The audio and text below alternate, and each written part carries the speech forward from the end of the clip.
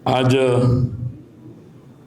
आप लोगों के बीच में आकर हर्ष हो रहा है और आज का ये संवाद वन साइडेड नहीं होगा। कुछ समय ज़रूर मैं बोलूँगा, लेकिन बाद में आपके प्रश्न रहेंगे और उसके संदर्भ में फिर हम चर्चा होगी। आज यहाँ पर उपस्थित भुवन प्रिया मैडम जी, यहाँ आपके सारे इंस्टीट्यूशंस के जो भी सीनियर टीचर्स उपस्थित हैं, सारे शिक्षकगण और मेरे सभी विद्यार्थी भाई बहनों, सबको नमस्ते।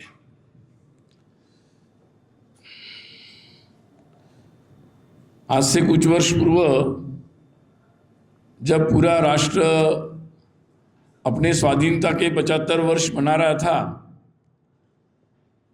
तब नागपुर में भी एक विद्यालय है जिसका नाम है धनोटे नगर विद्यालय।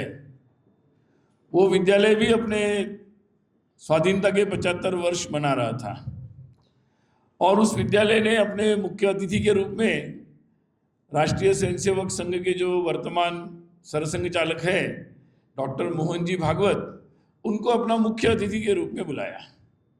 वैसे तो ऐसे कार्यक्रम देश भर में हर जगह हो रहे थे, आपके इंस्टीट्यूशन में भी हुए होंगे, परंतु उस कार्यक्रम की एक विशेषता थी क्योंकि ये वही स्कूल था जिसका नाम स्वाधीनता के पूर्व नील सिटी विद्यालय था।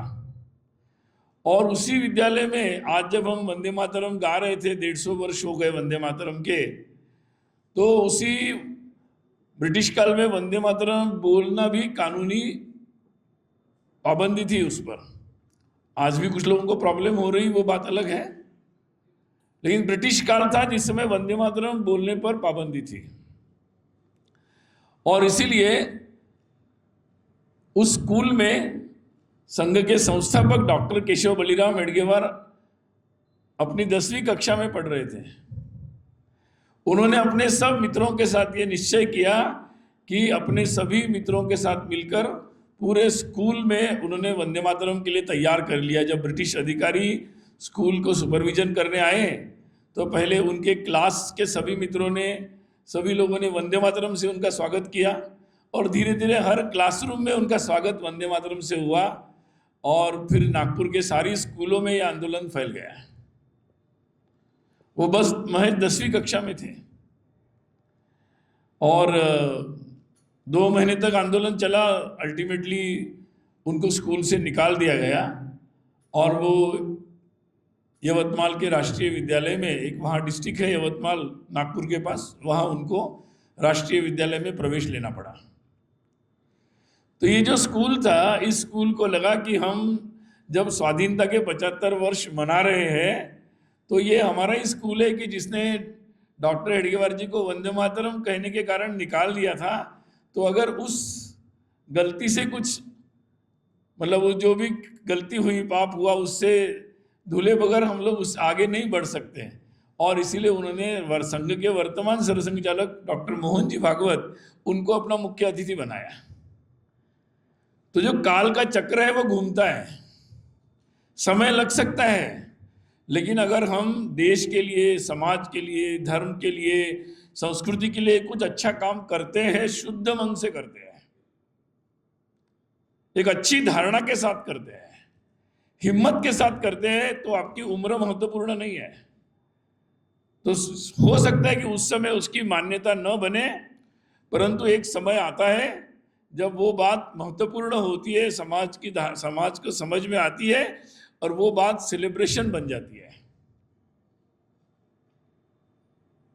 यही बात डॉक्टर संघ के संस्थापक डॉक्टर हेडगेवार जी के साथ हुई। ऐसे डॉक्टर हेडगेवार जी ने राष्ट्रीय स्वयंसेवक संघ का निर्माण किया। आज जिसकी शताब्दी को 100 वर्ष पूर्ण हुए और ये शताब्दी वर्ष चल रहा है। ये समझना इसलिए आवश्यक है कि उन्होंने, वो भी स्कूल में थे, उनके माता पिता जी तो और उससे कुछ वर्ष पूर्व जब वो छोटे थे तभी एक दिन प्लेग आया। उनके माता पिता जी भी उनके जैसे ही थे, लोगों की सहायता करने के लिए घूम रहे थे और उसके कारण से एक ही दिन उनके माता पिता जी की मृत्यु हो गई प्लेग में। लेकिन ये बालक उससे घबराया नहीं। उन्होंने सोचा कि अब शायद मुझे और अच्छे से कार्य करना है। और उनकी रुचि का विषय क्या था? लोकमान्य तिलक जी केसरी निकालते थे, जिसमें राष्ट्र, देश, स्वतंत्रता के विचार आते थे। ये उनके प्रिय पेपर था, उसको पढ़ते थे वो। और ऐसे विचारों से उनका जुड़ाव था, और उस कारण से 10वीं कक्षा में ही नागपुर के, जो महाराष्ट्र में नागपुर शहर है जहाँ राष्ट्रीय स्वयंसेवक संघ की स्थापना हुई, वहाँ पर जितने भी लोग समाज जीवन में सक्रिय थे, उनकी नज़र में ये बालक आ गए थे कि इसमें कुछ एक ऐसा भाव है जो किसी क्रिया प्रतिक्रिया से नहीं बना है।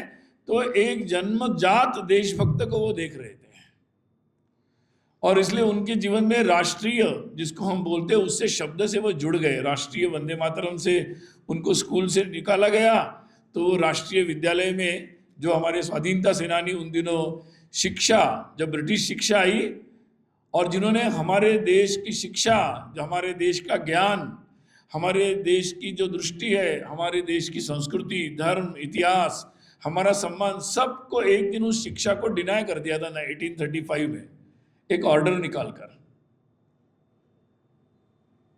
और उन्होंने ऐसी शिक्षा लागू कर दी। लेकिन उस आधुनिक ज्ञान के साथ साथ अपना ज्ञान भी लोगों को मिलना चाहिए, क्योंकि भारत को भारत बनाना है। और इसलिए उस भाव को रखकर बहुत सारा एक स्वाधीनता आंदोलन के साथ साथ राष्ट्रीय शिक्षा आंदोलन भी देश में चल रहा था।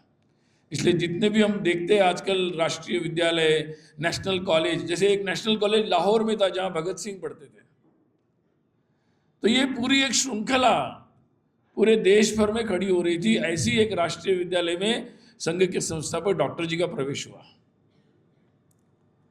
वहां से पास होने के बाद नागपुर के सब उस समय के जितने भी लोग थे स्वाधीनता आंदोलन में सक्रिय, सब लोगों ने फंड कलेक्शन किया और उनको कोलकाता भेजा। उन दिनों मॉडर्न मेडिसिन का कॉलेज वहां पर प्रारंभ हुआ था, उसका नाम भी नेशनल मेडिकल कॉलेज था। यानी उनका जुड़ाव भी हो गया राष्ट्रीय शब्द से। और वो कोलकाता पहुंचे। कोलकाता जाने का उद्देश्य भी पढ़ना तो था ही, परंतु साथ साथ वो क्रांतिकारियों का आंदोलन का केंद्र बन गया था। सारे युवाओं के मन में स्वाधीनता के लिए कर गुजरने का एक जज्बा दिख रहा था, और उसका केंद्र कोलकाता बन गया था, बंगाल बन गया था।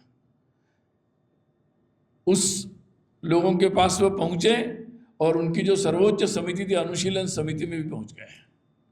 कोलकाता में उनका बहुत लोगों से संपर्क आया, आध्यात्मिकता से वो जुड़े, रामकृष्ण मठ से जुड़े, सेवा कार्यों से जुड़े, अनुशीलन समिति से जुड़े, बहुत सारे लोगों से जुड़े।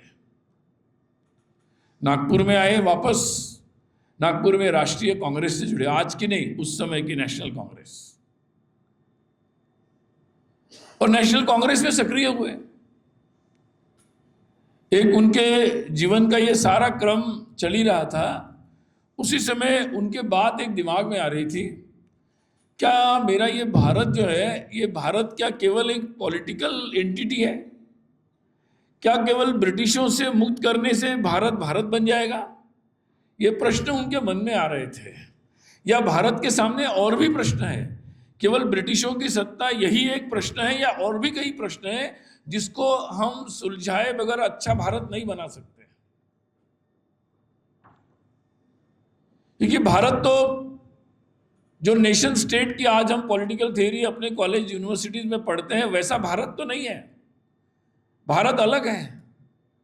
दुनिया भर में तो ऐसे देश है जो भाषा पर बने हैं। आप जर्मन बोलते तो जर्मनी है, आप कोरियन बोलते आप कोरिया देश है आपका। बहुत सारे देश है ऐसे। दुनिया भर में ऐसे भी देश है जो रेस पर बने, रंग पर बने, रिलीजन्स पर बने, सब शिक्षण पर बने। आप कैथोलिक है कि आप प्रोटेस्टेंट है, आप सुन्नी है कि आप शिया है, मतलब इस पर भी देश बने हुए हैं। परंतु भारत तो एक ऐसा देश है कि जहां आप कई भगवान की पूजा कर सकते हैं, कई प्रकार की विविधताओं के साथ रह सकते हैं और एक साथ रह सकते हैं। आजकल कुछ लोग मतलब कॉन्ट्रैक्ट लेते हैं कि भाई हमारे कारण ही देश एक चल रहा है। गलत है। ये देश हजारों सालों से एक चल रहा है, इस कारण से एक चल रहा है। और इसीलिए उनके मन में था कि ये एकता का जो अभाव हो रहा है, हम अगर पराधीन हुए तो इस एकता के अभाव के कारण हुए, और इसलिए मूल इलाज करना चाहिए, काम मूल रूप से करना पड़ेगा। होना चाहिए सब सोचते हैं, लेकिन हम जानते हैं कि अच्छे लोगों के बिना अच्छे काम नहीं हो सकते। There is no alternative. आप एआई के जमाने में भी human intelligence is must. AI भी कहां से बुद्धि लाएगा? अगर मनुष्य की बुद्धि आजकल जैसे बिगड़ी हुई है, आजकल एडवांस एआई भी गड़बड़ करता है, गलत आंसर दे देता है, जो आंसर उसको मालूम नहीं वो भी मैनिपुलेट करके आंसर दे देता है, श्लोक भी बढ़ देता है, नीचे लिख देता है ये अष्टांग योग से आ गया, गलत आंसर देता है। तो अगर हम टेक्नोलॉजी भी लाएंगे तो वो सही दिमाग मनुष्य का होगा, उसकी बुद्धि होगी, तभी वो सही दिशा में जाएगा, नहीं तो सही दिशा में नहीं जाएगा। और इसलिए उनके मन में ये विचार था कि हमें देश को अच्छे लोग चाहिए। कई लोग सोचते हैं कि हम कंप्यूटर के युग में, 21st सेंचुरी में, एआई के ज़माने में है, ग्लोबल पूरा एक विलेज हम बन रहे हैं, तो ये सब आप ये बात क्यों कर रहे हैं आप लोग? लेकिन डॉक्टर जी ने 100 साल पहले 1925 में जब उन्होंने संघ बनाया तब ये बात कही थी कि देश बनता है अच्छे लोगों से, देश बनता है अच्छे चरित्रवान लोगों से ही देश एक रहता है। देखिए, आप लोगों ने बचपन में कहानी सुनी होगी अली बाबा 40 चोर की। अली बाबा 40 चोर सब आ गए, बड़े बुद्धिमान थे, उन्होंने पूरी बुद्धि लगाई, इकट्ठा आ गए, सब कुछ गए, ढूंढ निकाला कि गुफा कहाँ है, फिर उसका पासवर्ड भी निकाल लिया। आजकल हम पासवर्ड जिसको बोलते हैं, उस समय भी पासवर्ड था, खुल जा सिम सिम खुल गया, पासवर्ड ढूंढ निकाला उन्होंने। आप जैसे निकलते ना आजकल हैकर्स वगैरह ढूंढते हैं पासवर्ड, वो भी बड़े हैकर होंगे उस जमाने के। तो गुफा खुल गई, लेकिन जैसे ही वो तो एक थे, पूरी एकता थी उनकी, लेकिन जैसे ही ट्रेजरी खजाना जैसे ही उनके हाथ में आ गया, झगड़ा होना शुरू हो गया, एकता खत्म हो गई। तो एकता उन्हीं लोगों की रह सकती है जो चरित्रवान हो, क्योंकि चरित्रवान व्यक्ति ही दूसरों के बारे में सोचता है। वो अकेला नहीं सोचता कि मुझे जीना है, वो सोचता है कि दूसरों के बारे, दूसरे लोगों के बारे में भी सोचता है कि भाई उनको भी जीना चाहिए, उनको कष्ट नहीं होना चाहिए, उनको दुख नहीं होना चाहिए, कोई दुख में है तो मैं उनके साथ भी, उनका भी सम्मान करूं, दूसरे की भावना का भी सम्मान करूं, दूसरों की भी चिंता करूं, मैं ऐसा ही करूं कि जिसके कारण बाकी लोग भी अच्छे से रहे। ये जो कैरेक्टर आदमी का होता है, ये जो सोच होती है, ये सोच तभी आती है जब व्यक्ति स्वयं एक अच्छे कैरेक्टर का हो, क्योंकि अच्छे कैरेक्टर का व्यक्ति अपनी इच्छाओं पर नियंत्रण कर सकता है। जो अपनी इच्छाओं पर नियंत्रण करेगा, मतलब स्वार्थ पर नियंत्रण करेगा, तभी वो दूसरों की चिंता करेगा। और इसलिए जब ऐसे लोग रहते हैं तभी एकता संभव है। हम देखते हैं भारत में कभी कोई जाति के नाम पर उठ जाता है, कभी किसी नाम पर उठता है, किसी को पॉलिटिक्स के कारण झगड़ा होता है, बहुत सारे कारण चलते रहते हैं। 100 साल पहले की परिस्थिति आप समझ सकते हैं। और इसीलिए ये बात बहुत इंपॉर्टेंट थी कि भाई हमें ऐसे लोग चाहिए कि जो इन सब बातों से ऊपर उठकर सोच सके, कुछ ऐसा कर सके, इसके आधार पर किसी भी परिस्थिति में देश की एकता, अखंडता, सुरक्षा, देश का धर्म, इसको प्रायोरिटी दे सके। Nation first will be the priority, ऐसा जो सोच सकते हैं। और इसीलिए उन्होंने ये सोचा कि ये रोज की राजनीति में संभव नहीं है, और इसलिए वो स्वयं एक पॉलिटिकल कार्यकर्ता थे उस समय के राष्ट्रीय कांग्रेस के। फिर भी उन्होंने सोचा कि देश की स्वाधीनता के लिए आंदोलन चलता रहेगा, साथ साथ में ये अच्छे लोग बनाने का कोई उपक्रम मुझे शुरू करना पड़ेगा। और इसी उद्देश्य से उन्होंने, जो समाज के लेवल पर काम होगा, उस उद्देश्य से उन्होंने राष्ट्रीय स्वयंसेवक संघ की शुरुआत की। अभी क्या होता है कि दुनिया भर में जो थ्योरी चल रही है वो ये बताती है कि everything goes through the power, और इस कारण से दुनिया में सब कुछ पावर के लिए झगड़ा चलता है। यानी आइडियोलॉजीज आई, जैसे कम्युनिज्म आया या कैपिटलिज्म आया, उन्होंने सोचा कि पैसे से पावर कैप्चर करो, इन्होंने सोचा कि अपनी बंदूक से पावर कैप्चर करो और पावर से सब कुछ करो। दुनिया में उसी प्रकार से चलता है। दुनिया में ऐसे रिलीजन्स भी बने जिन्होंने सोचा कि पावर से ही हम चल सकते हैं, इसलिए खलीफा का राज बना, इसलिए चर्च का पॉलिटिकल पावर बना दुनिया में। इसमें आप ये मत सोचिए कि हम किसी जीसस या भगवान मोहम्मद साहब या अल्लाह के खिलाफ बोल रहे हैं। वो तो पवित्र लोग थे, उन्होंने तो लोगों को अच्छी दिशा दी। परंतु जब किसी चीज़ का पॉलिटिक्स होता है और उसका पॉलिटिकल पावर के रूप में उपयोग किया जाता है तो उससे दुनिया में बहुत सारे प्रॉब्लम्स क्रिएट होते हैं। और इसलिए everything cannot be depending on the power. सब कुछ सत्ता से बदलता नहीं, या सब कुछ सत्ता को निर्भर रहने से हम प्रॉब्लम में ही फंसते हैं। और इसलिए समाज की सक्रियता ज़्यादा आवश्यक है, समाज की समझ ज़्यादा आवश्यक है। समाज में ऐसे स्वयं जिम्मेदारी लेकर कार्य करने वाले लोग, कार्य करने वाली संस्थाएं, ऐसे समूह, इसकी ज़रूरत होती है। और विशेषकर ऐसे नौजवानों की ज़रूरत होती है जो जिम्मेदारियां ले। It is a matter of responsibility. कई लोग सोचते हैं कि भाई ये जिम्मेदारी ले लेंगे, जब पढ़ाई हो जाएगी तो जिम्मेदारी ले लेंगे।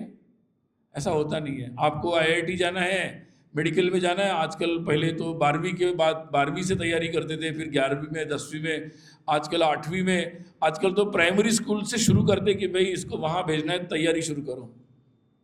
बैडमिंटन में प्लेयर बनाना है, आज मैं मुंबई में बहुत साल रहा, प्लेयर्स बनाना है तो वो 5वीं 6वीं कक्षा से क्रिकेट, बैट, बॉल शुरू कर देते हैं। तो भाई कोई भी चीज़ बनने के लिए बहुत लंबी साधना करनी पड़ती है।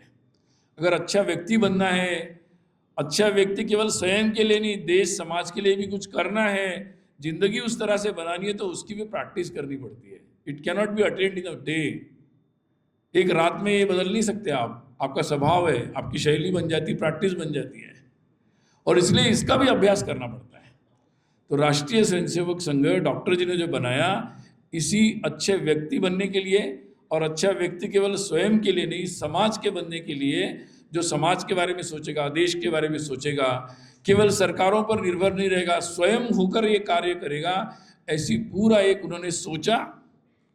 और आज 100 वर्षों के बाद एक देश भर में इतनी ऐसा सोचने वाले, ऐसा सोचने के लिए लोगों को आगे बढ़ाने वाली एक बहुत बड़ी एक व्यवस्था समाज में आज उत्पन्न हुई है।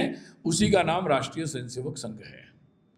तो संघ को और कुछ नहीं करना है। अगर डॉक्टर जी को पॉलिटिक्स ही करना होता तो पॉलिटिकल पार्टी खोल लेते, नहीं, उन्होंने राष्ट्रीय स्वयंसेवक संघ खोला। और इसीलिए आज इस बातों को हमें समझना जरूरी है। संघ बना, संघ स्वाधीनता के समय उतना सक्षम अगर होता तो शायद देश का विभाजन ही नहीं होता, परंतु संघ नया था, उतना मजबूत नहीं था, देश का विभाजन रोक नहीं पाया। परंतु जितनी संघ के पास शक्ति थी, देश के जो लोग पीड़ित हो रहे थे पार्टीशन में, उस तरफ जितने लोग पीड़ित हो रहे थे, उन सबको बचाने में संघ ने अपनी पूरी शक्ति लगा दी, जिसमें कई लोगों को अपना बलिदान भी करना पड़ा। संघ पर बैन लगाया गया, क्योंकि आप सोच सकते हैं कि अगर देश का पार्टीशन होगा तो हीरो कौन बनेगा और विलन कौन बनेगा। स्वाभाविक है, जो देश का विभाजन करेंगे वो विलन बनेंगे देश के सामने, और जो देश के जो पीड़ित लोग हैं उनकी जो सेवा करेगा वो हीरो बनेगा। परंतु संघ तो पॉलिटिक्स के लिए नहीं आया था, परंतु इस देश में पॉलिटिक्स हुआ। लोगों को लगा कि शायद ये लोग पॉपुलर हो रहे हैं, उसके कारण संघ पर राजनीतिक कारणों से बैन लगाया गया। परंतु संघ ऐसा एक संगठन था जिसने अपने बैन का जवाब, तो रिस्पॉन्स जो था वो डेमोक्रेटिक तरीके से, सत्याग्रह के द्वारा, लीगल मीन्स के द्वारा दिया। इमरजेंसी आई देश में, मैं भी छोटा था, आप लोगों का तो जन्म भी नहीं हुआ था 75 में। वो आंदोलन भी विद्यार्थियों का आंदोलन था। विद्यार्थियों ने कहा कि नहीं चलेगा, ये तानाशाही नहीं चलेगी, और आंदोलन हुआ। आंदोलन में निश्चित रूप से विद्यार्थी परिषद के लोग थे, राष्ट्रीय स्वयंसेवक संघ के स्वयंसेवक थे। बहुत कठोर था। आज जो लोग संविधान की बात करते हैं, उन लोगों ने इमरजेंसी लगाई थी इस देश में। आपके सामान्य अधिकार नहीं थे, कोर्ट्स को अधिकार नहीं थे, किसी को भी जेल में लगाया जा सकता था। All constitutional rights were curtailed, stopped. उसके खिलाफ भी जो आंदोलन हुआ वो भी डेमोक्रेटिक था, हिंसक नहीं था। और देश में, आसपास के देशों में जहां बहुत सालों तक तानाशाहियां चलती रही, भारत में 19 महीनों में ही वो लोकतंत्र की पुनर्स्थापना हुई। और इसलिए संघ के जीवन में अगर हम हिसाब लगाएंगे तो लोकतंत्र की भारत में जो पुनर्स्थापना करने का जो कार्य है उसमें राष्ट्रीय स्वयंसेवक संघ के स्वयंसेवकों ने बहुत बड़ी भूमिका निभाई। कई लोग सोचते हैं कि देश में राम मंदिर की बात क्यों आई। दुनिया भर में आप जाएंगे तो लोग हंसते हैं कि भाई भारत में तो इतने हिंदू है, फिर राम मंदिर बनाने में प्रॉब्लम क्यों आ रहा है आपको। मैं कई विदेश में जाता हूँ, वो लोग पूछते हैं हमारे देश में हमें कुछ बनाना है अगर, तो हमें कोई प्रॉब्लम नहीं होता, आपको क्यों प्रॉब्लम होता है। तो ये बात समझना बहुत ज़रूरी है। और इसीलिए राम मंदिर ये एक मंदिर का आंदोलन नहीं था। राम मंदिर ये एक देश, हम कौन है, संविधान में लिखा है वी द पीपल, हम वो है जिसके पास ऐसी संस्कृति है जो दुनिया के कल्याण का सोच सकता है। दुनिया भर में जितने भी लोगों के पास पावर आई है, अमेरिका के पास पावर थी, उन्होंने एटम बॉम्ब डाल दिया। ब्रिटिश और उन लोगों के पास, यूरोप के पास पावर है, उन्होंने देश दुनिया के लोगों को गुलाम बना दिया। किसी के पास रिलीजियस पावर आई, उन्होंने दुनिया में आतंक मचाया, अभी भी मचाते रहते हैं। और इसलिए पावर का इम्पैक्ट जो है वो दुनिया में बहुत अलग तरीके से हुआ। भारत ने ऐसा कभी भी नहीं किया, क्योंकि भारत के पास वो धर्म है, भारत के पास वो संस्कृति है, वो सोच है। कई बार आजकल मैं दुनिया में कई देशों में गया, वो लोग पूछते हैं आप ऐसा क्यों हुआ, वैसा क्यों हुआ, और ये नहीं होना चाहिए, वो नहीं होना चाहिए, ऐसा होगा भाई। मैंने कहा, मैं उनको एक बात बताता हूँ, देखो आपके पूर्वजों ने ऐसे, मैं जर्मनी गया, मैंने कहा आपके पूर्वजों ने ऐसे काम किए हैं कि आपको दुनिया के किसी हिस्से में जाके माफ़ी मांगनी पड़ेगी। और भी देश है, इंग्लैंड में गया तो मैंने कहा आप मत बताओ, आपने ऐसे काम किए कि दुनिया के कई देशों में जाकर आप सॉरी बोल के आए, और अब बोलते रहना पड़ेगा आपको, खत्म नहीं होगा कभी सॉरी आपका। लेकिन मुझे गर्व है मेरे भारत पर, मेरे संस्कृति पर, कि हमारे पूर्वजों ने दुनिया में ऐसा कोई काम नहीं किया कि जिसके लिए मुझे किसी देश में जाकर माफी मांगनी पड़ेगी। वो मेरा भारत है, वो मेरा धर्म है, और इसीलिए क्यों ना हम इस पर गर्व करें, क्यों ना हम उसे आपके जैसा क्यों हम बनाएंगे, हम भारत को भारत जैसा बनाएंगे, अपने धर्म के अनुसार हम चलेंगे। हमारा धर्म को उस तरीके से मत समझो। मैं कई बार उदाहरण देता हूँ, लोग रिलीजन से अपने धर्म को फ्रेमवर्क में, एक ही फ्रेम में डालते हैं, परंतु आज भी हमारे पास ये पोटेंशियल है कि हम दुनिया में अपने पैरों पर खड़े हो सकते हैं। और संघ ने हमेशा इस बात को लेकर पूरे देश को जागरूक करने का कार्य किया कि भारत माता की जय बोलने में संकोच मत करो, गर्व से कहो ये बात, अपने धर्म के बारे में संकोच मत करो, क्योंकि हमने कोई किसी के साथ अन्याय नहीं किया। पूरी दुनिया में जूस हर जगह पीटे गए। एक ही देश है, एक ही धर्म के लोग हैं, भारत, यहाँ के लोग, कि जहां उनके साथ कोई अन्याय अत्याचार नहीं हुआ। ये एक ही देश है।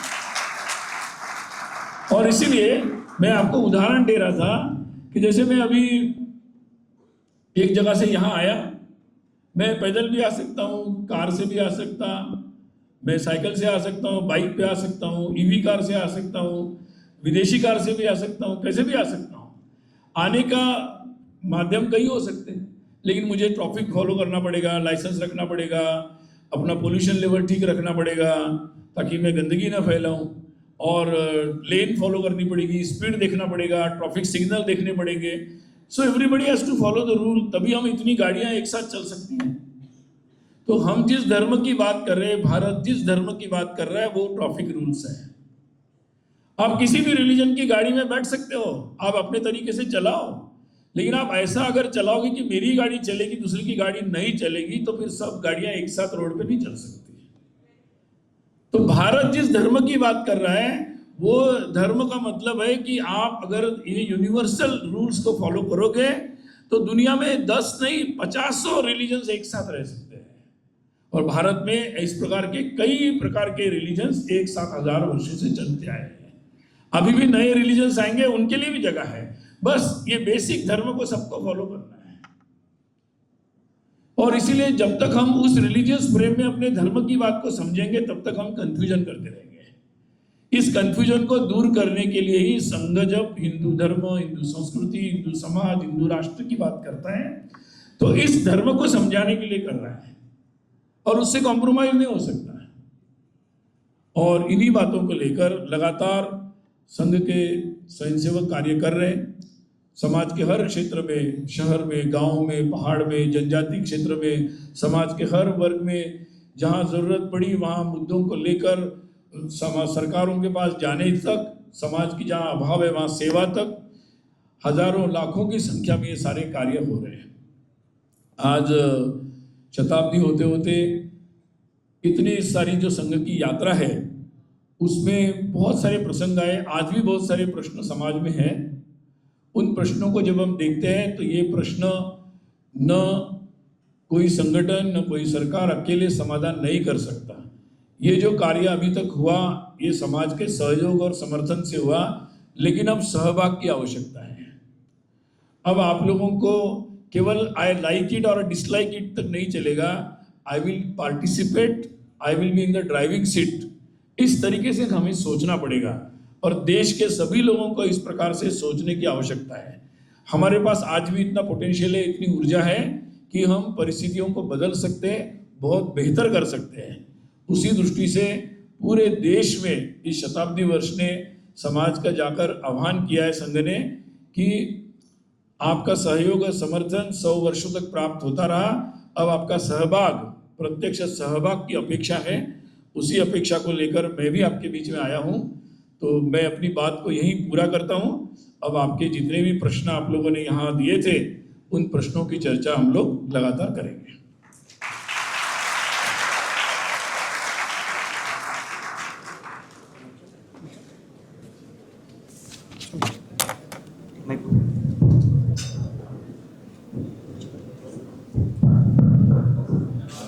बहुत बहुत धन्यवाद सर।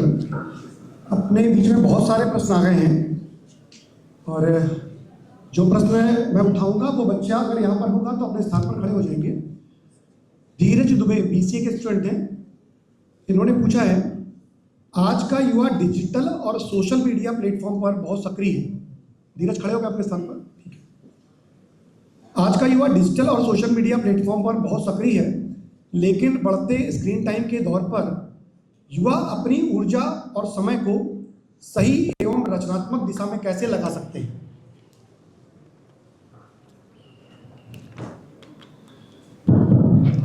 पहली बात तो केवल युवा डिजिटल प्लेटफॉर्म पर एंगेज नहीं है, सब उम्र के लोग लगे रहते हैं, सभी उम्र के लोग लगे रहते हैं।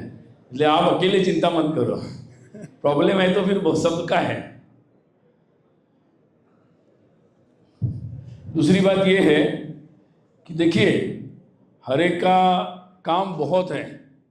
कोई भी काम आप जहाँ पर भी है, कोई भी काम किया जा सकता है। सबसे पहले एक काम किया जा सकता है कि आप अगर देख ही रहे हो तो देखते देखते कुछ अच्छी चीज़ें भी देखो, कुछ अच्छी चीज़ें जिसमें आपको इंटरेस्ट है वो देखो। और ख़ासकर अगर आप लोग थोड़ा सा हिस्ट्री को देखेंगे, अगर हिस्ट्री को देखेंगे क्या होता है, देखिए आपका चॉइस, देखिए अपने यहाँ शास्त्रों में ये कहा है कि व्यक्ति को जो बात प्रिय होती है उसका विस्तार होता है, जो बात अप्रिय होती है उसका संकुचन होता है। मतलब अगर हमें कुछ फ्रेंड्स अच्छे लगते हैं तो ज़्यादा गप्पे लगाते हैं, जो लोग अच्छे नहीं लगते उनसे 2 मिनट में कट लेते हैं। तो जीवन में भी ऐसे ही रहता है। इसलिए हमें क्या करना पड़ेगा, अगर अच्छे विषयों की रुचि लगानी है तो अच्छे लोगों को मिलना पड़ेगा, अच्छे लोगों के पास जाना पड़ेगा। अगर आपको कोई चॉइस नहीं मिल रहा है तो संघ की शाखा में आइए, समिति की शाखा में जाइए, कम से कम सप्ताह भर के लिए जाके देख लीजिए, तो आपको ध्यान में आ जाएगा कि हम किस तरीके से अपनी आदतों को बदल सकते हैं और हम अच्छी चीज़ों के बारे में सोच सकते हैं। कैंप में जाइए, 3 दिन का कैंप होता है, 2 दिन का होता है, 2 घंटे का होता है, चर्चा होगी, उसमें बात पता चलेगी कि कैसा काम हो रहा है। और एक सलाह दूंगा मैं आपको, संघ के माध्यम से बहुत सारे संगठन, बहुत सारे सेवा काम चलते हैं, कानपुर में भी बहुत सारे चलते हैं। और उन कार्यों में कभी आप एक बार 2 घंटे के लिए, 2 दिन के लिए, 4 दिन के लिए, शनि रवि में आप बनाइए अपनी। हर जगह घूमने जाते हैं, एक सैटरडे संडे वहाँ जाइए 2 घंटे के लिए, देखिए कैसा काम हो रहा है। आपके जैसे युवक ही वैसा काम कर रहे हैं, युवतियाँ काम कर रही है, तो आपको भी ध्यान में आएगा कि मैं क्या कर सकता हूँ, मैं क्या कर सकती हूँ। तो कुछ मुझे लगता है कि इट्स अ एक्सपेरिमेंटल और एक्सपीरियंशियल लर्निंग। मैं आपको यहाँ कुछ ज्ञान दे दूँ उससे कोई फ़ायदा नहीं होगा। आपको निकलना चाहिए और कोई ना कोई ऐसा एक्सपीरियंस लेना चाहिए जहाँ अच्छा काम हो रहा है। बहुत सारी ऐसी संस्थाएं, बहुत सारे लोग अच्छा काम कर रहे हैं। तो आपको स्वयं कोई ना कोई ऐसा तय कर लीजिए। आपके लिए तो थ्रिलिंग एडवेंचर होना चाहिए, वो अनुभव लीजिए। गांव में जाइए, जिस दूर जहां नहीं गए वहां जाइए। रेलवे में बिना मतलब जनरल कोच में 24 घंटे की यात्रा कर लीजिए, तो आपको अपने आप समझ में आ जाएगा कि आप क्या कर सकते हैं। वो हम लोग जब तक अपने पिंजरे में ही रहते हैं कि बस हमें घर में बताया जाता है इधर मत देखो बेटा, इधर मत जाओ, किसी के झंझट में मत पड़ो, बिल्कुल दूर रहो हर चीज़ से, तो फिर हम लोग क्या कर सकते ना। हम लोग आए और चले जाएंगे। इसलिए देखना पड़ेगा, समझना पड़ेगा। कभी ज़रूरत पड़ी तो दूसरों के लिए झंझट में पड़ना पड़ेगा। तब मुझे लगता है कि हम लोग रियलाइज़ कर सकते कि हमारे अंदर क्या कैपेसिटी है, हमारी सेंसिटिविटी क्या है और हम क्या कर सकते हैं। तो मुझे यही कहना है आपसे कि एक्सपीरियंस लीजिए और जल्दी लीजिए। आप ये मत सोचिए कि बाद में लेंगे। बाद में एक्सपीरियंस लेने के लिए मन भी वैसा नहीं रहता, शरीर भी नहीं रहता है। तो दिस इज़ योर टाइम, आप लीजिए, अनुभव लीजिए।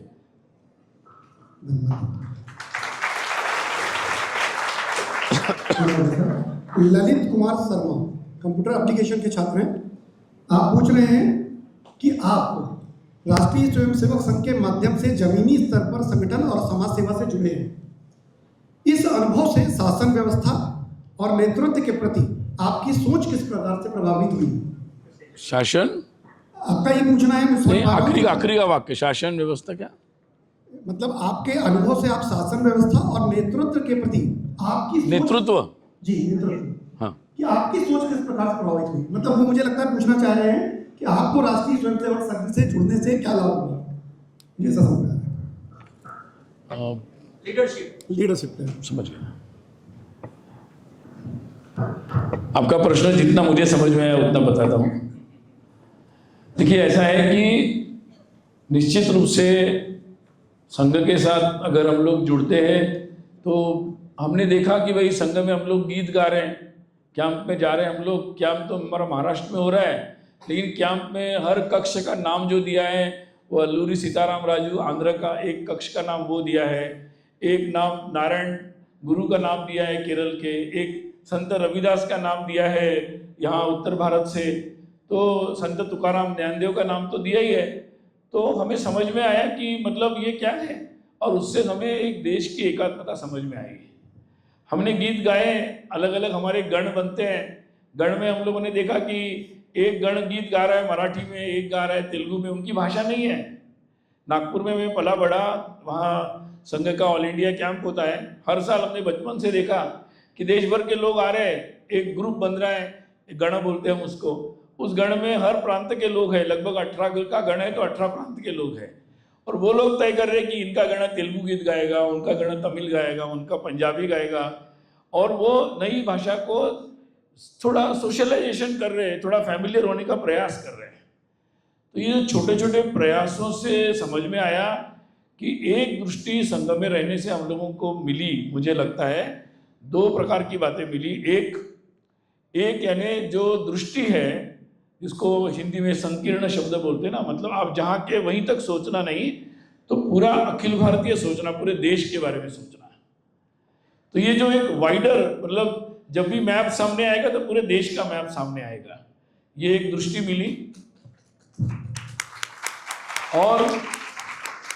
और एक दूसरी बात समझने को मिली कि कई बार लोग सोचते हैं कि जो भी चेंज होना है, तो सामान्यतः हम लोग फिल्मों में देखते हैं कि कुछ चेंज करना है तो हमारा हीरो एंग्री यंग मैन होता है, उसको गुस्सा आता है और फिर गुस्से में वो बहुत कुछ करता है। लेकिन आपको अगर कुछ करना है तो एक पेशेंस के साथ, कंटिन्यूटी के साथ, आपको कंस्ट्रक्टिव तरीके से आप बहुत सारे काम कर सकते हैं। इसलिए जो भी तरीका होगा वो देश के हित में होना चाहिए।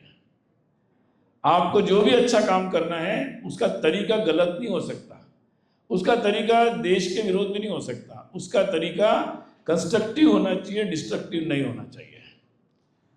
तो ये जो एक दृष्टि लगातार हम लोग मतलब संघ में रहते रहते मिली। और एक सबसे बड़ी बात है, संघ में एक शब्द उपयोग करते हैं हम, स्वयं सेवक। तो स्वयं सेवक का मतलब क्या होता है? स्वयं सेवक का मतलब ये होता है कि जो ये सोचता है कि मुझे जो अच्छा देश के समाज के हित में वो काम मुझे करना है। ये नहीं सोचना कि वो कर रहा है कि नहीं कर रहा है। उसने तो कुछ नहीं किया, मैं क्यों मेहनत करूं, ऐसा नहीं सोचना है। ये करने से मुझे क्या मिलेगा इसका हिसाब नहीं लगाना, व्यापार नहीं करना इसमें। अच्छा काम करने जा रहे हैं, वहां भी व्यापार कर रहे हैं, कैलकुलेशन कर रहे हैं, इससे क्या हुआ, उससे क्या होगा, उससे क्या होगा, तो व्यापार नहीं करना। हिंदी में अच्छा शब्द है, संस्कृत में उसको बोलते हैं मनोव्यापार।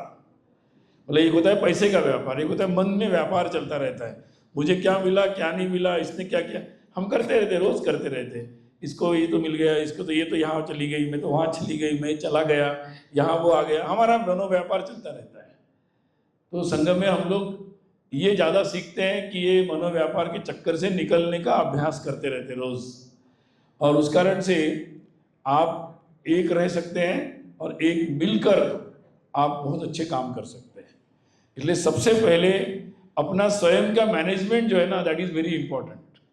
अगर वो मैनेजमेंट ठीक है तो हम बहुत काम कर सकते हैं। अगर आपका मैनेजमेंट स्वयं का अंदर का खराब है तो बहुत अच्छी कैपेसिटीज होने के बाद भी अच्छे काम नहीं कर सकते। एट एनी पॉइंट आपका एक्सीडेंट हो सकता है। तो यही बात है। तो मुझे लगता है कि आज के पब्लिक लाइफ में ऐसे बेस्ट जिनका स्वयं का सेल्फ मैनेजमेंट है, ऐसे लोगों की ज़रूरत है। देश के शासन में लोग चाहिए, टीचर्स चाहिए, ऐसे डॉक्टर्स चाहिए, हमें इंजीनियर्स चाहिए, लीडर्स चाहिए, हर जगह हमें ऐसे लोग चाहिए। आज जहाँ भी हमें प्रॉब्लम दिखती है उसका कारण ऐसे लोगों की आज भी कमी है। हमने संघ ने प्रयास किया है, लेकिन पूरे समाज को जब तक हर परिवार, हर व्यक्ति इसका प्रयास करेगा तो हम इस प्रॉब्लम को बहुत जल्दी सॉल्व कर सकते हैं। चरित्र का निर्माण मुख्य बात है, आपको शायद विशेष समझ में आ गया होगा। 3 बच्चों ने ये सेम प्रश्न पूछा है, अनन्या सेन, आदर्श सिंह और यासी दीक्षित। भारत को विकसित राष्ट्र बनाने के लिए युवाओं को सबसे अधिक किस क्षेत्र पर ध्यान देना चाहिए? शिक्षा, तकनीकी नवाचार या अपना व्यवसाय शुरू करने पर? बैठ जाइए, बैठ सकते हो। देखिए, महत्वपूर्ण बात यह है, मतलब इसमें से कोई बात माइनस नहीं कर सकते, लेकिन आप जहां है वहां से शुरू करें। आप अगर विद्यार्थी है तो शिक्षा से शुरू करो, मतलब डोंट टाइम पास शिक्षा मत लो।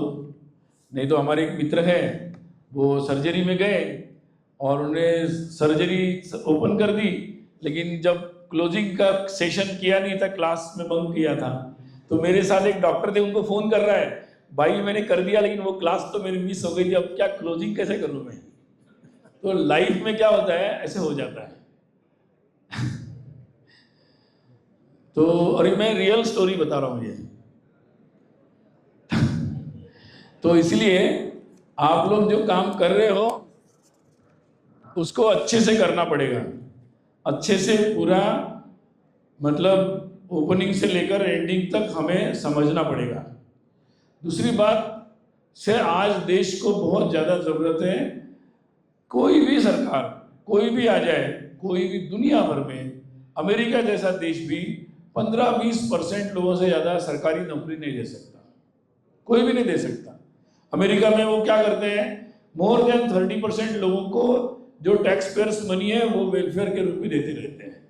आप यूरोप की इकोनॉमी देखोगे, आप तो अभी एआई के ज़माने में आप चेक कर सकते हैं, ये सारे देश जो है वो वेलफेयर इकोनॉमी में, हमारे देश में पॉलिटिक्स हम समझ रहे कि फ्री बीच चल रहा है, फ्री बीच चल रहा है, लेकिन ये जितने भी देश हैं जिनको हम डेवलप्ड कंट्रीज बोल रहे हैं, उन्होंने ऐसी इकोनॉमीज बनाई है जिसमें कुछ लोगों के पास तो पैसा है, बाकी बहुत सारा समुदाय है कि जिनके पास कुछ नहीं है, उनको क्योंकि उनके पास एक्स्ट्रा मनी है तो वो मिनिमम पैसा उनको देकर फ्री बीच में उनको शांत रख रहे हैं।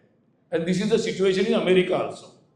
आपको पता होगा वहाँ कैसे मिलता है, आप सर्च कर सकते हैं इन सब बातों को। हमें वैसा देश नहीं बनाना है, वैसी इकोनॉमी नहीं बनानी है। तो ये केवल पॉलिटिकली बोलने से, सोशल मीडिया में लिखने से, किसी को गाली देने से नहीं होगा। हमें इकोनॉमिक प्रॉस्परस करने के लिए वैसे multiple centres of economic wealth creation के सेंटर्स बनने पड़ेंगे, बनाने पड़ेंगे। हमें स्वयं वेल्थ क्रिएशन का सेंटर बनना पड़ेगा, तभी देश प्रगति कर सकता है, और तभी that is the best way of wealth distribution. दुनिया में जितनी भी पॉलिटिकल थेरीज आई, कैपिटलिज्म आया, कम्युनिज्म आया, ये क्या बोल रहे हैं, वेल्थ डिस्ट्रीब्यूशन करना है, बट फेल्ड। अल्टीमेटली ये एक दूसरे के प्रति जो कंसर्न है हमारा, संवेदना, जिसके कारण ही हम best way, constructive way of wealth distribution बना सकते हैं। और उसमें बेस्ट वे होगा कि अगर हम एंटरप्राइजिंग स्मॉलेस्ट लेवल पर बढ़ा दें। दीनदयाल जी उपाध्याय थे, बहुत संघ के बड़े वरिष्ठ कार्यकर्ता थे, जनसंघ के अध्यक्ष भी थे। उन्होंने एकात्म मानव दर्शन दिया। उन्होंने एक प्रिंसिपल बोला, उन्होंने बोला कि जो इकोनॉमी है उसमें मास प्रोडक्शन की आजकल बात होती है, ऑटोमेशन होता है, मास प्रोडक्शन होता है, फिर उसकी लॉजिस्टिक बनता है, पूरी लॉजिस्टिक चेन डेवलप होती है, इधर से उधर लोग जाते हैं। उन्होंने बोला हमारे जैसे देश को मास प्रोडक्शन की जगह प्रोडक्शन बाय द मासेस चाहिए। अब एक प्रिंसिपल है ये, आप लोगों को इस प्रिंसिपल को इम्प्लाई करना पड़ेगा। मतलब क्या करना पड़ेगा? छोटे छोटे उद्योग। अब कई लोगों को लगता है कि यूपी में 1 डिस्ट्रिक्ट क्या 1 प्रोडक्ट, ये छोटी सी बात नहीं है, ये उसी दिशा में हम जा रहे हैं। पॉलिटिकली इसको मत लीजिए, ये सरकार क्या करेगी पता नहीं, उसको आप उस सरकारी पॉलिटिकल प्रोग्राम मत समझिए। ये उन चीजों का रिवाइवल है कि हर डिस्ट्रिक्ट में प्रोडक्शन बाय द मासेस,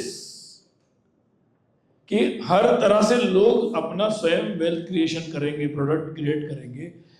अब एक इसमें और एक बात आती है, शायद आगे प्रश्न होगा तो पता नहीं मुझे, बाकी तो जवाब या चलो अभी तो बता देता हूँ। देखिए चॉइस ऑफ टेक्नोलॉजी, अभी तक क्या हुआ 300-400 वर्षों में भारत उतना प्रभावी नहीं था कि हम लोग बता सके कुछ दुनिया को। तो दुनिया ने क्या किया, दुनिया ने जो टेक्नोलॉजी आई उसको ले लिया, एडॉप्ट ही करते चलेगा, जैसे कि भगवान ने दी है ले लो। और उसी के आधार पर हमने अपनी मार्केट, प्रोडक्शन चेन, हमारे कैपिटल, सब कुछ हमने उसी तरह से बनाया। और हमने दुनिया भर के देशों ने अपने culture, civilization, even our family life उसके साथ कॉम्प्रोमाइज़ किया, अपने वैल्यूज़ के साथ भी कॉम्प्रोमाइज़ किया, जिसके कारण बहुत प्रॉब्लम हो रही है, उनके सोशल स्ट्रक्चर में बहुत प्रॉब्लम हुई है। अभी जैसे आ रहा है ना कि 18 साल के लोग हैं, फिर वो कौन सी उम्र के लोग, कौन सी कैटेगरी में, जो आजकल चर्चा चल रही है, उसको गलत तरीके से समझना पड़ेगा।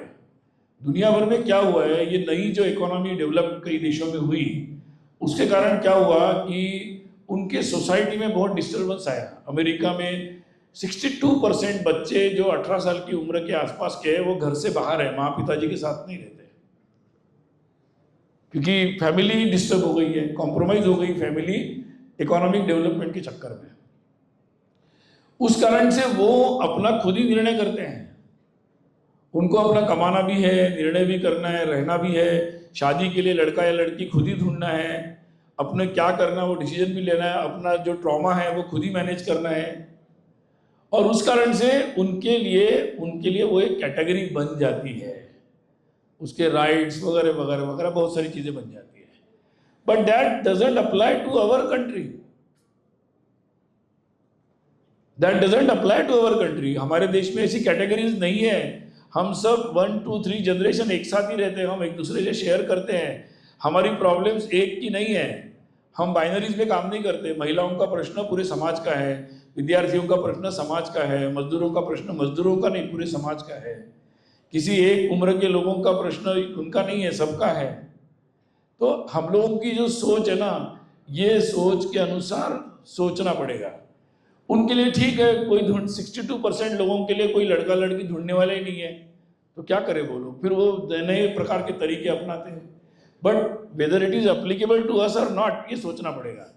वो चीज़ बुरी है कि खराब है वो अलग है, उस पर मेरा कोई कमेंट नहीं है, but whether it is applicable और needed for our society, that is the question mark. तो ये बहुत सारे विषय हैं, इसलिए choice of technology is very important. आज भारत एक स्थिति में आया है तो हमें चॉइस ऑफ टेक्नोलॉजी खुद करना पड़ेगा कि भाई हम कैसे जैसी टेक्नोलॉजी आ गई, मार्केट आ गया, वैसे नहीं जीना है हमको। पिछले 100-200 वर्ष में हमने भी वैसा ही जी लिया।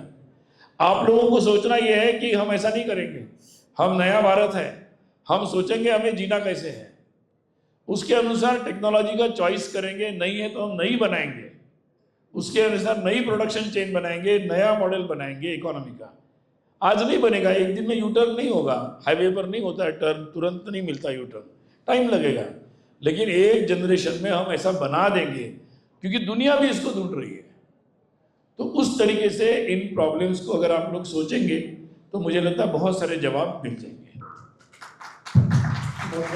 बहुत विस्तार से आपको सारे आंसर मिला होगा। डेंटल की छात्रा पूछ रही है, छात्र है पुनीत कुमार, आपके आरक्षण पर क्या विचार है?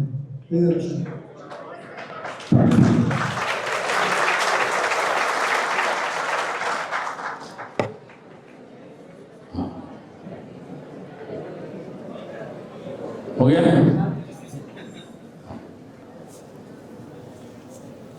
विचार बहुत साफ है और स्पष्ट है कि, और जरूरी नहीं कि मैं आपको यहाँ कन्विंस करने नहीं आया हूँ।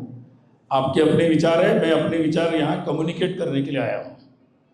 मेरा और संघ का विचार ये है कि हमारे समाज में ऐसी परिस्थितियाँ रही जिस कारण से जाति के नाम पर कुछ लोग पीछे रह गए, और इसीलिए हम लोगों को कोर्स करेक्शन के लिए कई सारे उपाय करने की ज़रूरत है।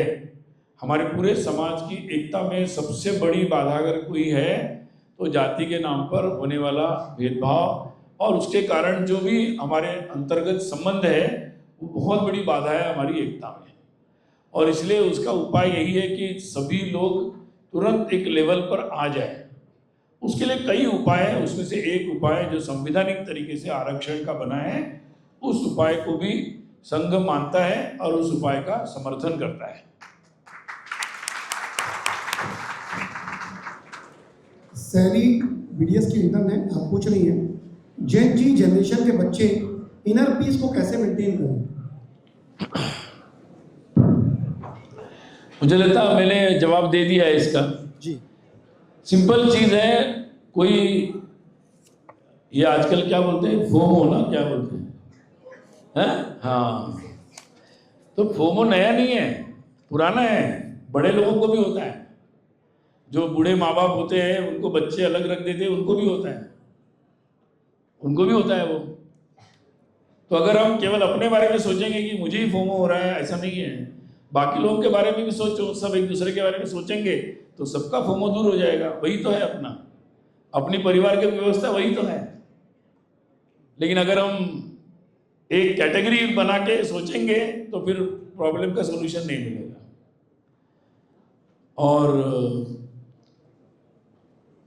और क्या चाहिए? जवाब हो चुका है पहले। ठीक है, मनीषा का प्रश्न है, क्योंकि भाई साहब ने इसका जवाब पहले भी ले लिया था उसमें। मनसा पूछ रही है, आज के यूथ को आपकी सबसे इंपॉर्टेंट एडवाइस क्या है? भाई साहब बता, उसी वो एडवाइस लेते हैं क्या?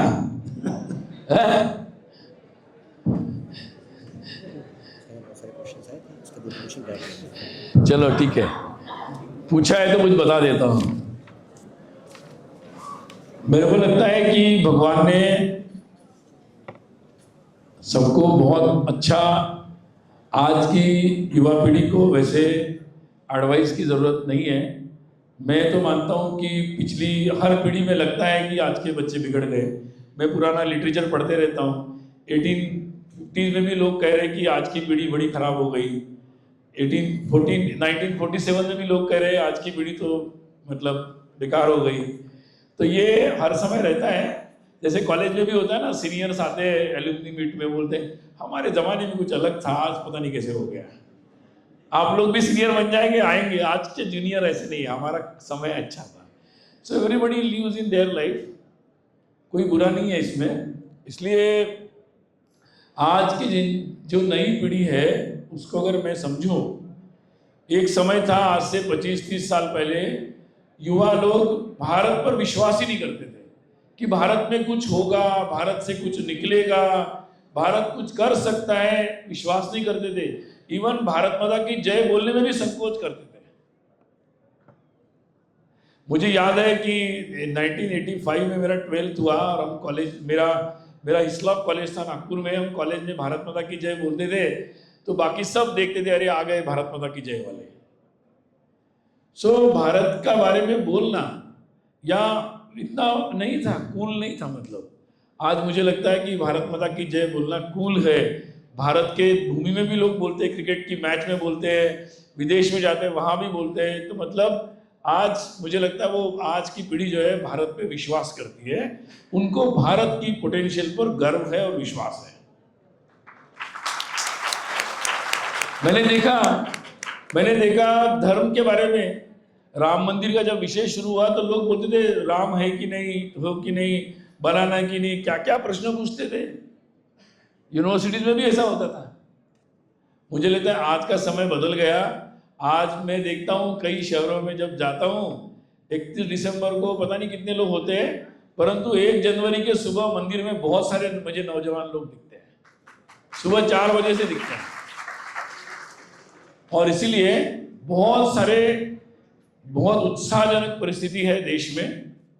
आज का जो हमारे देश का युवा है, बाकी देश में क्या है पता नहीं, देश में कुछ लोगों की क्या सोच है उसको कोई मुझे पता नहीं, परंतु जो हमारे देश के बहुत सारे युवा हैं वो बहुत पॉजिटिव है देश के बारे में। वो संवैधानिक तरीके से जाना चाहते हैं, वो कंस्ट्रक्टिव तरीके से जाना चाहते हैं, वो कंट्रीब्यूट करना चाहते हैं। और ये मुझे लगता है आप अपने ज़माने में युवाओं को ऐसे समझो। अगर एक बात आप ये ध्यान में रखोगे तो रास्ते कंस्ट्रक्टिव तरीके से निकल सकते हैं विथ योर कंट्रीब्यूशन।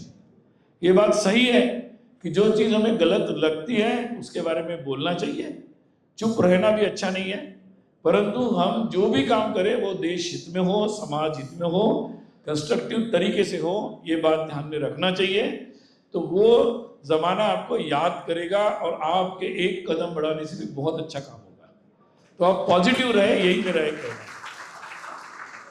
वैसे बहुत सारे प्रश्न हैं, मुझे लगता है 50 से 60 प्रश्न हैं अलग अलग विभाग से, लेकिन नहीं इतने नहीं, ही प्रश्न घबराइए मत, इतने नहीं, इतने चले लेंगे नहीं। समय भी हो रहा है, केवल 2 प्रश्न लेंगे और मैंने ये छोड़ दिया है, मुझे फिल्टर करने में दिक्कत हो रही है। 2 प्रश्न लेंगे, आप में से बीच में जो भी पूछना चाहे पूछ सकता है, माइक पहुंचा दिया जाएगा। आप मुझे दे दीजिए कागज, उसमें से कोई विषय पर मैं बोल देता हूँ। मैं पहले आपको बोल रहा था, मुझे कागज दे दो आप।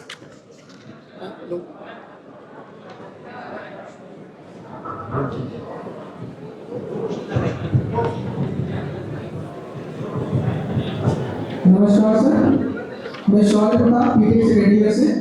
सर अभी जिस प्रकार हम लोग वेस्टर्न कल्चर को अपना रहे हैं, मैंने भी कई सारे अपने प्रोफेसर्स टीचर्स से स्कूल टाइम में मैंने क्वेश्चन किया सर, जिस प्रकार से इसमें से एक है भाषा, जिस हिसाब से हम लोग 5 सभ्यता की अंग्रेजी भाषा को अपना रहे हैं, लेकिन हमारे पास संस्कृत और हिंदी जैसी कई भाषाएं जिसमें हम अच्छा कर सकते हैं। तो क्या यदि मुझे अंग्रेजी भाषा नहीं आ रही है और मैं संस्कृत या हिंदी में काम करना चाहता हूँ, XYZ, मतलब जबकि इंग्लिश में हमें 26 लेटर्स मिलते हैं और अंग्रेजी संस्कृत में उससे 2 या 3 हैं, तो क्या मैं इंग्लिश हिंदी और संस्कृत के माध्यम से अपने देश में क्या इस कल्चर को नहीं ला सकता हूँ, और अगर ला सकता हूँ तो उसकी स्टार्टिंग कैसे करें? इस और दूसरा प्रश्न ये है, नहीं एक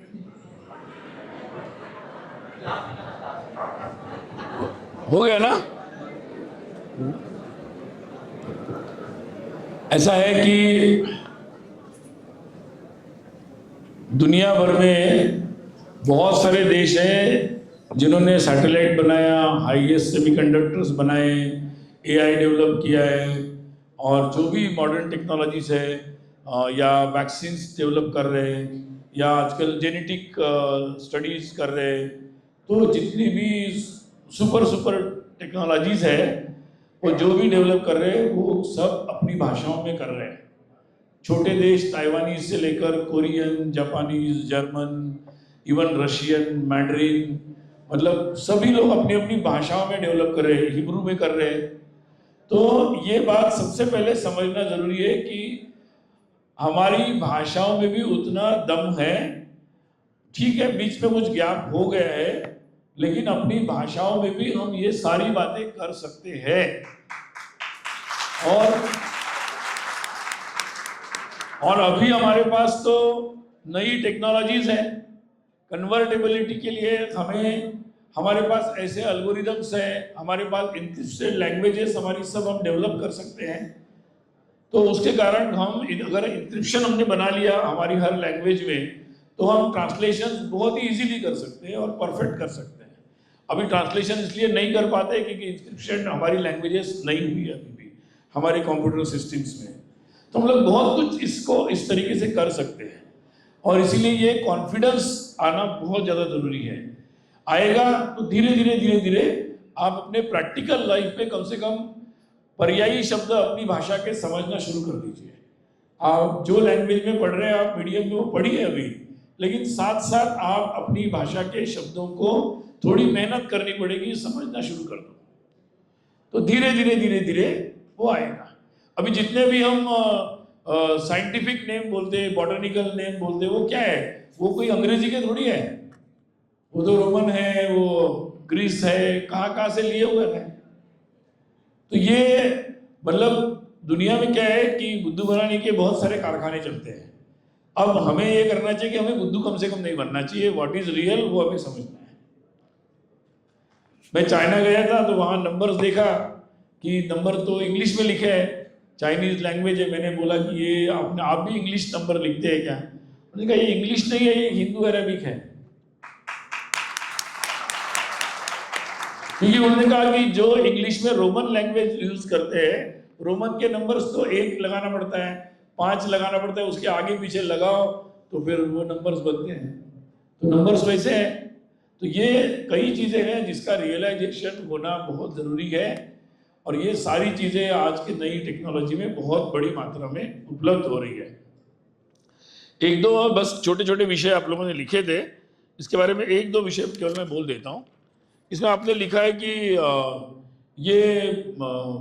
आज के नई पीढ़ी को दिशा को कैसे मतलब किस प्रकार से अपने दिशा जीवन की सही दिशा लेना चाहिए। ये देखिए ऐसा है कि हमारा चॉइस जो है ना, वो एक तो बात आप एक जो जनरली क्या होता है, जो ढर्रा चल रहा है, मतलब ढर्रा समझते हैं ना, मतलब जो चल रहा है, फैशन जो चल रही है उसी में सब लोग चलना चाहते हैं। तो मैं आपको ये कहूँगा कि आपको जिसमें ज़्यादा आपकी गति है उसको आप पकड़िए, क्योंकि आप वही चीज़ लेंगे और उसमें पीछे रहेंगे, क्या फायदा। आप जिसमें बेस्ट है उसमें आप बोलिए, उसमें आप लिखिए, उसमें सोचिए, वो स्किल सीखिए, उसमें जाइए, क्योंकि दुनिया को सब चाहिए, दुनिया को हर चीज़ चाहिए। आपको अच्छा चित्र बनाने वाले भी चाहिए, अच्छे पेड़ लगाने आपको आता है, वो भी स्किल है, उसमें भी पैसे है। तो दुनिया में अब धीरे धीरे दुनिया बदल रही है, डिग्निटी ऑफ लेबर भी आ रहा है और डिग्निटी ऑफ एवरी वर्क ये भी दुनिया में आ रहा है, फिर से आ रहा है। पहले तो हमारे यहाँ था ही, तो मुझे लगता है कि अब आपके लिए चॉइस है, शायद इसके पहले जनरेशन्स को वो उपलब्ध नहीं था। तो आप लोग बहुत अच्छे तरीके से अपने करियर्स को ले सकते हैं और मैं नहीं कहूँगा कि आप ये मत देखो वो मत देखो, आप ये तय करो कि मुझे कुछ अच्छी चीज़ें रोज दिन भर में स्क्रीन पर देखनी है। आप बाकी क्या देखते हो वो अपने आप, फिर आपका माइंड आपको बताएगा कि आपको करना क्या है। तो आप एक चीज़ मत देखो, आप मल्टीपल चीज़ें देखो, तो आपको पता चल जाएगा कि आपको धीरे धीरे अच्छी चीज़ों भी अच्छी लगने लगेगी। ये स्वाद का विषय होता है, ये स्वाद का विषय होता है। स्वाद आपका जो बन जाता है फिर वो चलता रहता है। तो थोड़ा टेस्ट बदलना थोड़ा कठिन होता है, लेकिन बदल सकते हैं। फिर आपने और क्या लिखा है, ठीक है, बाकी तो मुझे लगता है हाँ, एक बस आखिरी बात बता देता हूं। किसी ने लिखा है ब्रेन ड्रेन के बारे में। देखिए आपका ब्रेन जो है वो ब्रेन यहाँ से वहाँ जा रहा है वगैरह, लोग चर्चा करते हैं, विदेश में लोग जा रहे हैं, मैं इसका विरोधी नहीं हूँ। दुनिया में बहुत सारे लोगों को हमारी ज़रूरत है, आने वाले सबको अच्छे लोगों को दुनिया भर में जाकर लोगों को अच्छी बात सिखानी भी है। अगर दुनिया भर में योग सिखाना है तो जाना पड़ेगा, भारत की दृष्टि देनी है तो जाना पड़ेगा। अगर दुनिया भर में जहाँ भी जाते, लेकिन हम कहीं भी जाए दुनिया भर में, हमारी जो बुद्धि है वो भारत के लिए ओरिएंटेशन उसका रहना चाहिए, दिशा हमारी वही रहनी चाहिए। कई लोग हैं कि जो विदेश में जाकर भी भारत की तरफ उनकी दृष्टि रहती है कि मैं देश के लिए क्या कर सकता हूँ।